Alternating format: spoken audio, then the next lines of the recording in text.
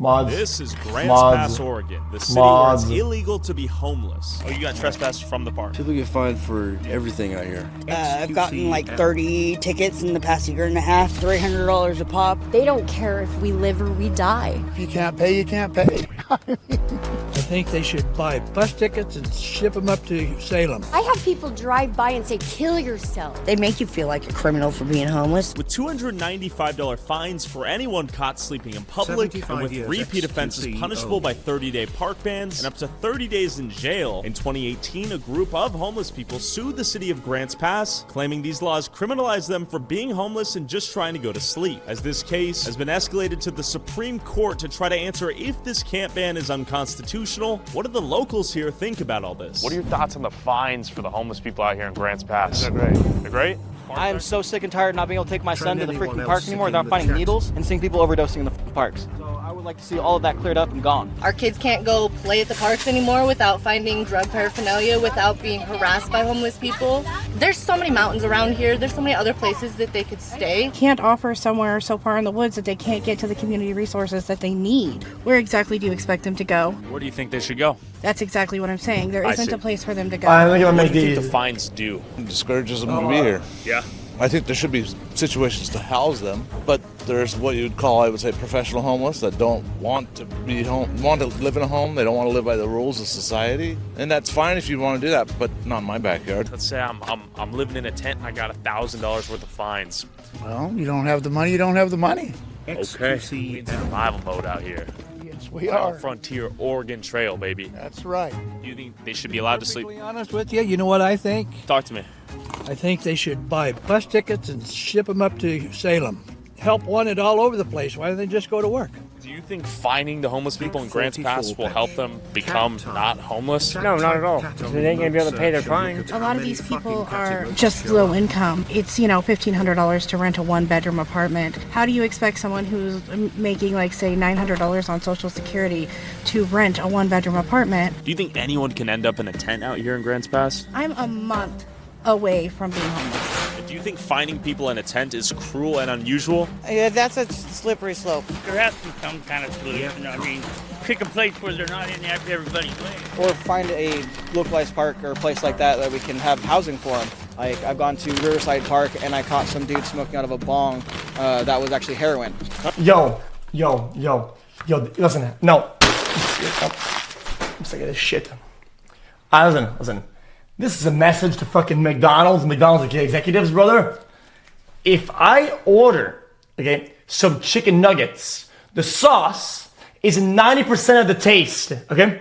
I care more about the sauce than the fucking nuggets themselves. If I order a fucking, what's it called again, chat? What's it called? Chat. The one that's like, sweet and sour. If I order sweet and sour or honey, I want a honey packet and a sweet and sour, not too tangy. I don't want tangy. Holy shit, man! Every fucking time I order, I know for a fact if I get honey, they're gonna give me a honey mustard, right? So what I do, I order one honey packet, which never happens, and I order one sweet and sour. And more than half the time, they say, fuck all of this, here's too tangy. I don't like tangy, man. I'm that dude, I fucking hate McDonald's, man. Yo. Oh, guys, I worked at McDonald's. This guy orders sauces. Like, holy fuck. Rub your brains together and give me the correct sauce, man. Holy shit. All right, we've talked to a lot of people that live out here. Question is, what will go down at the Supreme Court? What is the precedent that will be set out here? But what do the homeless people getting these fines think about all this? With countless tents in plain sight right at the park entrance, are these people getting fined for sleeping out here? And what happens if they don't pay their fines? I met up with Brock, a vocal member of the community advocating for clean, safe, drug-free parks, and actually has a son suffering from drug addiction living on these streets. Okay, so there are plenty of tents out here. Looks like we've reached the park where going down. You were going to show me some signs. These are just the signs that we show during our rallies that we have on the streets. They call you the park narc? A park narc sometimes, effing asshole. Okay, so Brock, you live here in Grants Pass? Yes. And you have a son somewhere out here in the parks? Yes, my son is one of these campers in the park. Okay. Yeah. His name is Jack Spurgeon. Okay, and how did Jack end up on the streets out here? He fell into drugs at an early age, around 19. He's 37 now. He's rolled around. He spent 2 seasons in Portland. He just got back from spending 5 months in the Tenderloin, San Francisco. Sorry, I got into this broadcast for another message to McDonald's. Hi, I'm McDonald's. This is my McChicken, okay? Now watch this. This.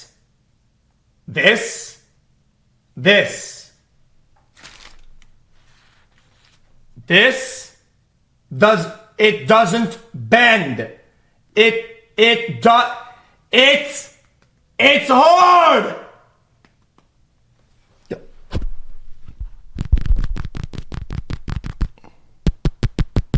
Do you hear this?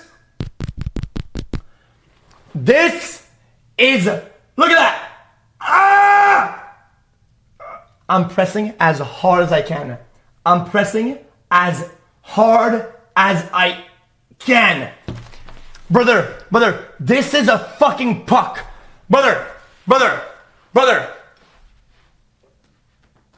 Did you see that? Did you see it? Holy shit, dude. Holy fuck. Oh my fucking God. I can't do this anymore, chat. I guess I can't do this anymore. He's been through it. But he's not living with you? No. Why not? The drugs. Okay. The vast majority of these people need rehab first. Okay, giving them a place to live, putting money in their pockets isn't going to fix anything until they fix the drug problem. And have you offered your son, hey, would you like to get into rehab or get clean, and then he come back to dad? Yeah, we were just talking about it yesterday. He's just not ready. Most people aren't. If you offer them rehab, most of them will turn it down. You know, I lay in bed every night wondering if I'm going to see my son again. I love him so much, you know. I do work him.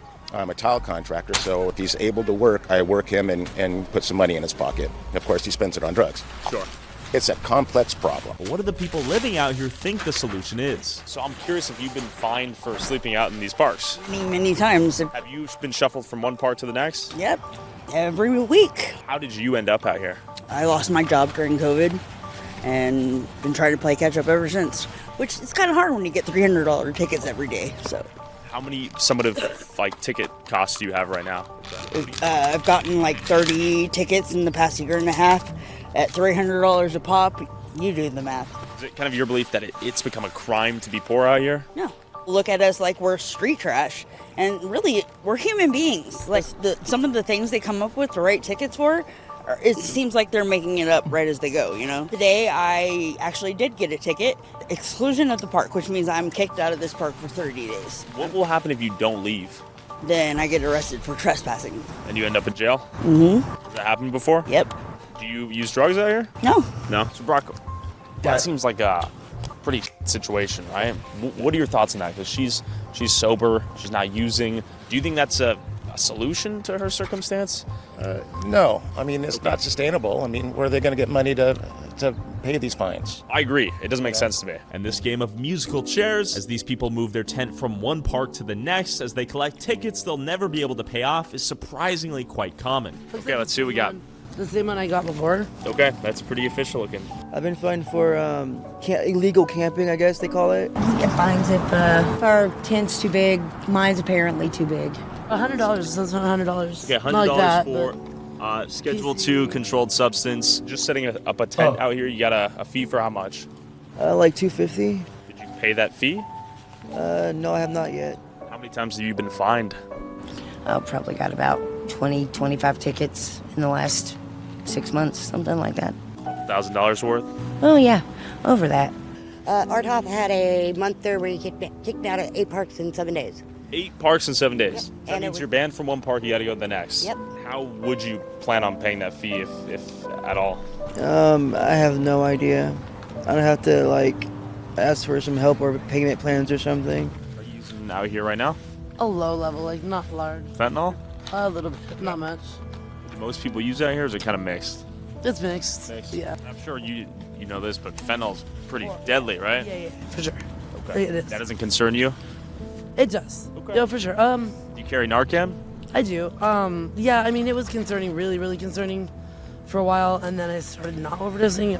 I don't know why. I don't know if that's tolerance or... How many times have you died? I don't know, I guess 8 or 9. Huh? Eight maybe. That doesn't scare you at all? It does. Yeah, that's what it was. Yeah, it was scaring me, but... Shelters out here you could go to sleep in? There's the mission, like, I don't, buy into that. Like, Not a big not fan? buy into, but... It's like the Christian stuff and that sort of thing, you're not?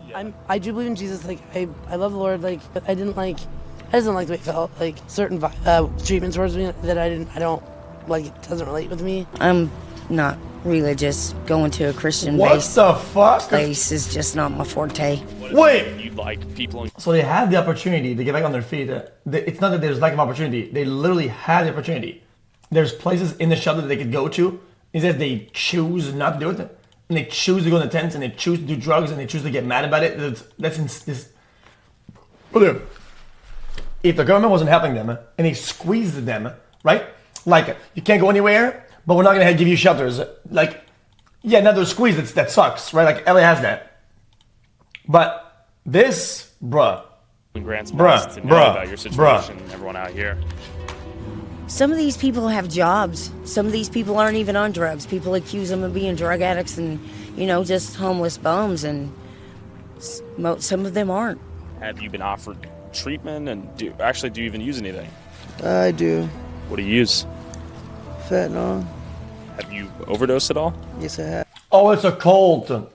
Oh, because it's laced with religion, it's gotta be bad. So these guys are very prone to being very attentive to what they're listening to, right? These are all like Harvard graduates that are known to listen into information. Like, dude, what the fuck are you talking about, brother? Like, most people give a fuck, brother. Like, you're insane. How many times? Too many to count. Yeah. Does that scare you? You would think it would, but it's more of a peaceful thing. When you overdose? Yeah. I think it's just more of the fact. Bet in Jesus or tent and cracker. The choice is simple. That people... Anything else? You're done, fuck. Shut up. Be quiet. I just think they don't think there's any hope. There's no hope. Everybody's lost motivation to do anything. Did you start with fentanyl, or did you kind of work your way up? I started with heroin when I was 13. My dad shot me up with heroin when I was 13. And then I've been an opiate addict ever since. Jeez. See you, brother. Kind of a similar story to your son, it Oh, sounds yeah. like. Story to my son, yes. How does that make you feel? Like I want to give him a hug. Yeah. Tell him to get cleaned up. Yeah. I'd be very... What we pulled off the ball field last weekend at Morrison. This is what bad. you're going to find in the park. And they don't mean to all the time. I mean, when you get high, you don't realize what you're dropping, and they don't even realize the problems they're causing. I'm always afraid he's going to pick up. Yeah. Just a tad bit could make him overdose. You were saying, like, hey, I kind of agree these needles are on the kids' field, but where do we put them right if they're locked up? Well, there are disposable units in the bathrooms, Okay. but they lock the bathrooms up. Some of the homeless are trying, they're very, very childish, and they do stupid things in retaliation. What are we seeing? Just, like, spiteful needle tosses? Is that what you mean? Yeah. What? It's carelessness. There's probably 15% of the people out here that aren't responsible, but they're just, it looks like all of us. Dude. What's the difference between that and putting up wires and shit in the forest, whatever, like booby traps? There's none. This shows intent. It seemed like the irresponsible intent to drug harm. users in the Hello? homeless population leaving drug needles and foil in the parks have caused the locals here to be fed up with the entire homeless population. But the question is, how many of these people want to get out of this situation, and what's the biggest thing holding them back? It's like they don't want us to be here at all. They don't want to help us get up. You can't get a job if you don't have an address. You can't shower every day. If you don't have a job, you can't make money. If you can't make money, you can't get a place. If you don't have a place, you can't get a job. People get fined for everything out here. You have trash around your tent. Would this be considered trash, like this Pepsi right here? Yeah. If the cop was pissed off, let's Yeah. say? And I'm drinking it. Okay. Your tent's too big. I don't know why they come up with all these rules and regulations just to make it more difficult. Okay. I mean, and honestly, they spend more money on making it difficult for people than they would helping people. Clearly, a $300 fine is not helping these people get out of homelessness, but it might help push these people to move out of Grants Pass and go be homeless in cities like Portland and San Francisco that are more friendly and accepting of tent towns and open-air drug use. But confused why the homeless here continue to live in a city that clearly does not like them, Brock took me to another park down the street where a major tragedy took place that permanently changed the city's relationship with the homeless population. All right, Matt, thank you. At our top story tonight, Grants Pass residents are demanding action from the city after a man was killed last night during a shooting at Riverside Park. So this is the heart and soul of Grants Pass, this park. This park right there. This whole park. This whole park. Yes. And there's a bit of a division, right? So behind us, we have the tent set up right here. And then over here, families, kids, chilling, no tents at all. And why did they decide to split it in half and say, all right, you can have this half? It was because of the shooting. Yeah, and enough people showed up at the city hall meeting to demand some sort of change. Look, all they did was took the tents out. They didn't take the druggies out. All right, I just want to emphasize when we come in here, there's no needles, no foil, but they took out the doors on every stall. So if you're going to take a dump out here, you're doing it raw. You got zero privacy. That's kind of funny. And this is new right here? Fairly new. They put them up a while ago. These is for the needles. Yes. It's weird that you would have to have those at a park, huh? It's unfortunate. A children's park, right here. So I guess the question is, do you think finding homeless people sleeping on public land is cruel and unusual? Because that's what it's been escalated to the Supreme Court. So Like money? money, if we We catch don't you with a have tent, any. $300. From where? It's a fair question. But basically, this park's really clean. I haven't noticed anything on this side at all. Right? Do you think we'll see any of that on that side? Maybe, because there's people living there. Question for y'all. We're trying to talk to people about that sign that's basically, finding people who are homeless out here camping. I got You fined for my tent being too big and for stakes being in the ground, and I never even got a warning first. It was $250. So what they do is they send it to collections or whatever, and how do we make court? I'm out here just trying to feed myself. My question is, if you're homeless, down on your luck, trying to get back on your feet, where else do you sleep? Exactly, that's the problem. Do you think this city is treating homeless people like trash? Absolutely.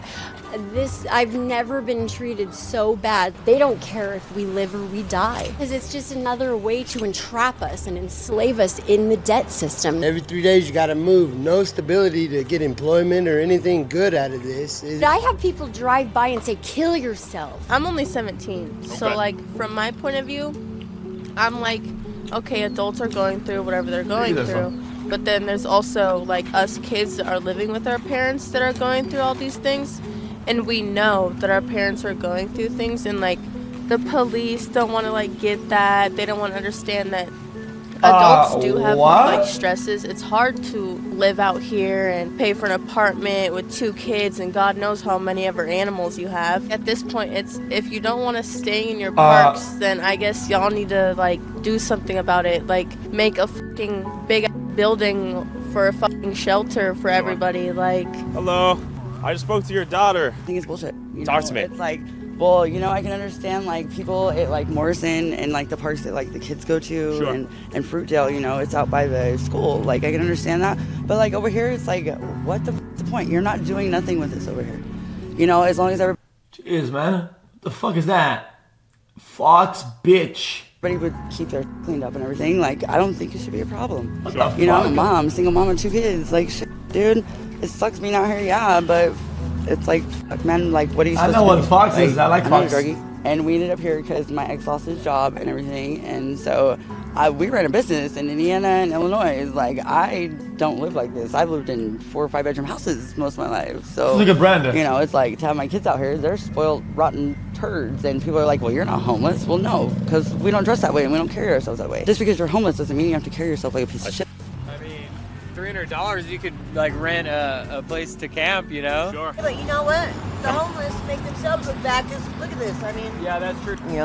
Needle caps and homeless people make themselves look bad. It seemed like there was a cultural divide within the homeless camps of people genuinely trying to get out of this situation and reintegrate back into working society, and others content with using drugs and living free of responsibility on the streets. Question for you, I see you're moving your stuff. Did they recently sweep your tent? Why, they're gonna have a fucking civil war? My tent was 1 foot bigger than I was supposed to be. Okay. Yeah, because it's my whole life here. I'm moving around constantly, losing stuff, forgetting stuff, people getting stuff, Yeah.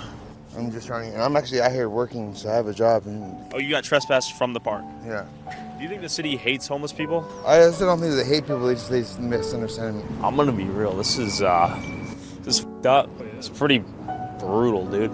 If you're constantly in this cycle, spending 10 hours a day, resetting the day, what time do you have to spend figuring it out? It's really tough because, guys, I get it. This is like a very like first world take, okay? But in like very rural and like fucking like places like that, there isn't a lot of places that there's like fresh air and green and you can breathe and fucking walk around and shit like that. You're just stuck in like a fucking concrete block or whatever. And these are like really valuable, dude. And the fact that they're like gonna infect like that, it really sucks, dude. Out. With Brock's strong push for clean, drug-free parks, hosting rallies every How's that a week question to gain mark, more brother? local support and to raise awareness for the cause, I was both saddened and surprised when we found It's this infected. in the park. It's infected. That's my son right there. It's literally infected. Yes. This is unplanned. Yes. Yeah, my son planned. I kind of had a figure he was here. Hey, my name's Tyler. Good to meet you. No, you're good. Guys, they literally said it, the homeless people, dude, they maliciously dispose their needles like poorly on purpose. They jump on the ground shit like that on purpose. Brother, how is that fun that the only place you can walk and fucking breathe and not see just concrete already, brother? You can actually just walk around and get stabbed by some fucking needle and have a long life disease because of some stupid fucking bitch dumb fuck. How is that fair? That's just so stupid. Good. How you doing, man? Your dad Well, showed me improve around it. the They showed it earlier. They showed a bunch of them, and people said, yeah, they do dispose of them maliciously. parks out here. What do you think? Nice parks. How long you been in this tent setup?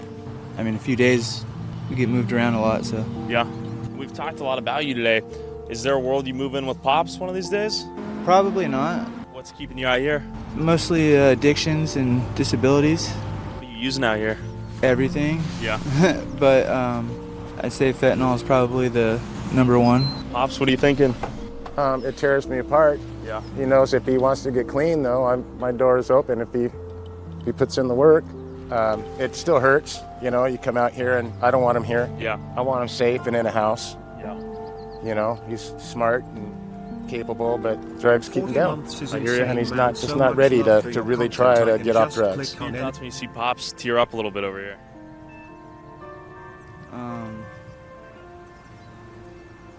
No comment. No comment. Did it hurt you to see him hurt as well a little bit? Or are you kind of just doing your own thing? There's so much drama in my life. I try to just think of the positive stuff. Fair.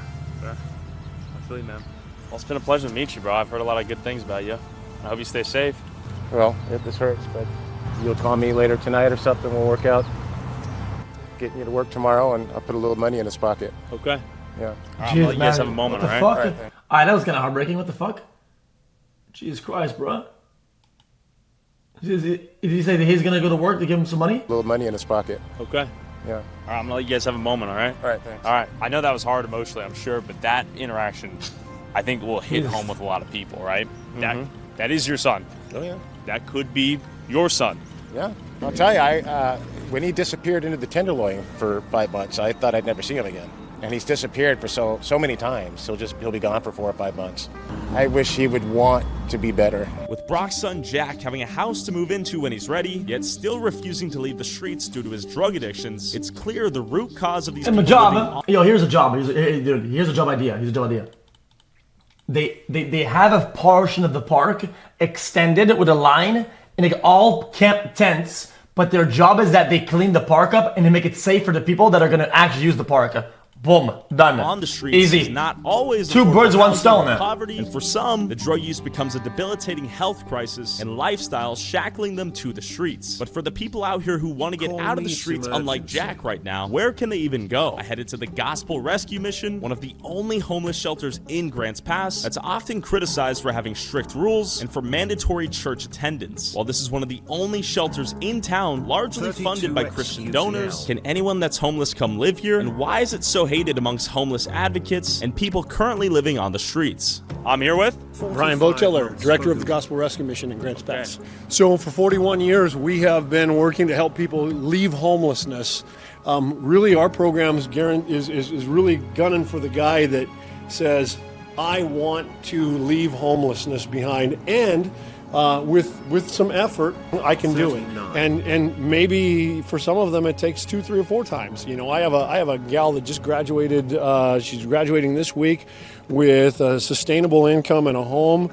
Who was exactly? There's the reason why they do this religion thing. Okay, is that some of these folks, they believe in nothing. Okay. And even though it might not be a perfect system, and even I'm not really a religion guy, I'm kind of like agnostic or whatever the fuck, it makes them like on a path where they believe in something, right? They kind of live for something, even though it's not like they're like encoded forever. It's not like exactly it's not like, nefarious. Exactly like some of the people. It's just something that they found that works. Other videos, you know, when you're looking at the issues of addiction and Sure. stuff like that, but we always believe that people are capable of changing. Everybody that stays here kind of helps contribute to their stay in one way or another, including a strict set of rules and responsibilities that everyone had to perform in this organization's mission to reintegrate people into a job setting after they leave the shelter. But they offer some nice amenities, including a gym, laundry machines, and a dining room that they help operate and maintain. We don't think of them as rules. We just think of them as, and this is one of the rules life. right here. And this is like, hey, listen, if you want to be a part of this, yep, you got to lock in. It's a place where all these guys get Jesus jammed down their throat, right? It's all happening. Talk to me. You say that facetiously, obviously, but that is the narrative to some folks. Guess what? It's all church people that are paying your way here, man. They're I'm not asking them to, again, get dunked underwater or anything like that. So no forced baptism. No forced baptism. But what they get is about a half hour to 40-minute Bible study in the morning, half hour to 40-minute Bible study in the evening. They can still make their own decision. I have plenty of people who enter here agnostic and leave here agnostic. Sure. And as I saw this guy down the hall, I wanted to hear his honest review of living here. So when did you come in here? About 8 days ago. Okay, this is fresh, right? I enjoy it here. I enjoy all the guys here. Brother, you don't have to say that just because I'm here, okay? So cover your ears. Let me ask him. Yeah. So 8 days ago you came in here. Where'd you come from? The streets. Okay.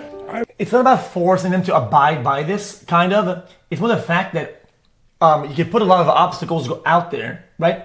And it's all about the comparison, I think. Okay, it's a comparison of like the challenges of being on the street, of being kicked out, of getting the fines, all of that, and you put that against the other, which is like you have to abide by these rules, you have to abide by these things. Yeah, it's a bit harsh. It might be hard to fucking adjust to, but what's harder to adjust to? That or the out there cold world, and you're just fucking dying over time, man. Brother, by comparison, it just offers a better option. If your brain's it's too glitched to understand that the comparison and that, oh, dude, this actually might be a better trade-off. You're just bricked. You're not even trying it. How do you deserve to get out of something if you're not even trying it? I was thrown out of my house. It has to come from within. I'm doing wonderful. I can't believe it. How good I'm doing. How nice the people are here, and I enjoy it. I used to be on drugs. Since I've been here, I don't need them. So you've been sober last 8 days, or a little bit more? 8 or 9 days. So you've just been raw dogging the sobriety. Yeah. You're actively sort of, I don't know. I get along with the staff. Yeah. I get along with the inmates here. Well, inmates, I'm sorry. But while this place might be a godsend, no pun intended, for those willing to comply with the rules and responsibilities it comes with, the most surprising aspect of this tour might just be these vacant beds. So you can see everything with no bedding in here is vacant space. So if we were to walk to the park right now, let's say you and I, say, hey, we got 20 vacant beds. If you guys are willing to follow the rules and regulations, so you guys would take them in today? What is the likelihood any of them would take you up on that offer? I would argue 99% chance that they're going to say no. And what is the biggest reason they have for saying no? Because the bed's here, right? They don't have to be out in the wilderness. The first thing they'll tell you is that there's rules. Okay, they've taught to think of those things as barriers. It's been repeated ad nauseum to them about how bad these things are. If I come in and I fully do basically whatever you tell me to do, and I withstand the rules and regulations of the program, I will leave, get a job, end up in a house, back on my feet. So 33% of your people have succeeded in that capacity. Not only I that, know that's a good way to in this room, they will have been sober for 30 days, which means that they can pass a UA for a job. Oh, shoot. While there are empty beds available for people that are willing to partake in the programs and comply with the rules here, once these beds fill up, where else will the remaining homeless go? While being upset with the drug needles and foil left behind is completely understandable, the concept of fining someone for trying to survive in a tent outside seems downright evil. And if the town's goal is really to just keep these homeless people out of sight, it seems like fining them will only keep them poor, on the streets, and at the parks their kids play at. Okay, also that's facts, but I feel like sometimes or most of the time that might have been a solution at the time for a problem that was ongoing, like, and that's just the practice is going on now, you know. My brother, if the parks were unlivable and it was a fucking disaster, like, okay, bro, who did this? Bro, who did that? Brother. Come on, bro. Guys, have some decency, chat. Just have some decency.